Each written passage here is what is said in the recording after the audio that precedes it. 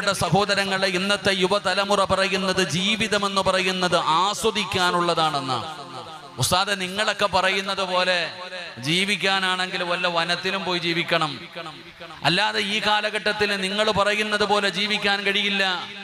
അപ്പൊ ജീവിതം ആസ്വദിക്കാനുള്ളതാ. എടോ, ഇന്നത്തെ യുവതലമുറ ഞാൻ നോക്കട്ടെ, എനിക്ക് തോന്നുന്നു ഭീമാപള്ളിയിലൊക്കെ ലഹരി പദാർത്ഥങ്ങൾക്ക് എതിരെയുള്ള വല്ലാത്ത പ്രഖ്യാപനങ്ങളും അതുപോലെ തന്നെ അതിനെതിരായിട്ടുള്ള വലിയ വലിയ ക്യാമ്പുകൾ അൽഹംദുലില്ലാഹ് നടക്കേണ്ടായി. എനിക്ക് എപ്പോഴോ പത്രത്തിൽ വായിച്ചൊരു വാർത്തയുണ്ട്, അതുമായി ബന്ധപ്പെട്ട കേസ് വന്നാൽ തന്നെ പള്ളി വിലക്കുന്നൊരവസ്ഥ. അൽഹംദുലില്ലാഹ്, ഞാൻ കഴിഞ്ഞ വർഷം ഇവിടെ ഉറൂസിന് വന്നിട്ട് ഇറങ്ങി പോകുമ്പോൾ ഒരുപാട് ചെറുപ്പക്കാർ വലിയ സന്തോഷമുണ്ടായിരുന്നു.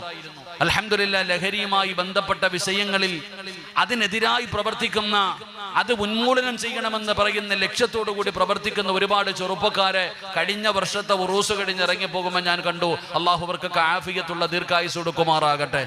എൻ്റെ പ്രിയപ്പെട്ട സഹോദരങ്ങളെ, നമ്മൾ വല്ലാത്തൊരവസ്ഥയിൽ മുസ്ലിം ഉമ്മത്ത് ഒറ്റപ്പെട്ടു പോവുകയായി. എവിടെയും ചോദിക്കാനും പറയാനും ആരുമില്ലാത്തൊരവസ്ഥ. വരുന്നവനും പോകുന്നവനും എല്ലാവരും നമ്മുടെ മേക്കിട്ട്